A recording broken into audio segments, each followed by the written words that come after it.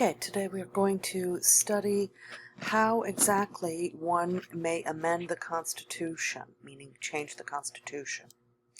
How do you change the Constitution? The Constitution was always intended to be somewhat flexible, living document. The framers recognized that society's needs and values can change over time. Therefore, they allowed for a process of amending, meaning changing, the text of the Constitution. This process is spelled out in Article 5 of the Constitution.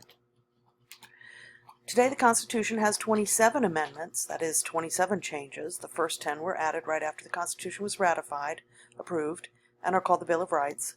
However, the framers did not want it to be too easy to change. Why might it be a problem if the Constitution were too easy to change? Amending the Constitution is a two-step process that requires the input of both Congress and the state governments. So step 1, amendment must be proposed. By proposed, we mean formally suggested. And then step 2, the amendment must then be ratified, that is, approved and added to the Constitution. Make sure you put the meaning of ratified as it pertains to the Constitution. Now, there are two ways of proposing an amendment. So we're going to, in your notes, you want to start a section for proposal. There's two methods for proposal. There's two methods for ratification. So here's the proposal part. There are two ways of proposing an amendment. Method 1, 2/3 of both chambers of House of Congress, meaning 2/3 of the House and 2/3 of the Senate, vote to propose the amendment. So 290 representatives and 67 senators would have to vote simply to approve proposing the amendment. And that's a tremendous majority, considering that usually we have somewhere near a half and half split in between Republicans and Democrats. In other words, there has to be enough agreement between both parties to even propose changing the Constitution. The parties need to have a certain level of clear agreement that this is something that needs to be done.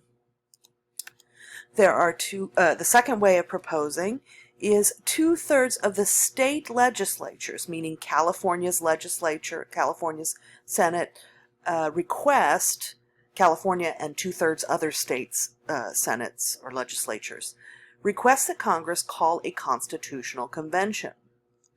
This method has never been used, and it may be because if they open up a constitutional convention, that leaves the entire Constitution open for discussion. So it may be that most states and most Congress avoid this because it might get way out of hand. No. So how are amendments ratified? Now there's two methods for that as well. So start a new section in your notes. How are amendments ratified? Method 1, Congress kicks it back to the states and 3/4 of the state legislatures vote to ratify the amendments. Okay, again, this is after Congress has voted to propose the amendment. Then it gets sent to the states, to California, to New Hampshire, to all of the separate states, and 3/4 of those states have to vote in favor of ratifying, meaning accepting formally the amendment. Only then would the Constitution actually be changed. Most amendments have been ratified this way. This 3/4 state legislature approval. However, there's another way, and this has been done once.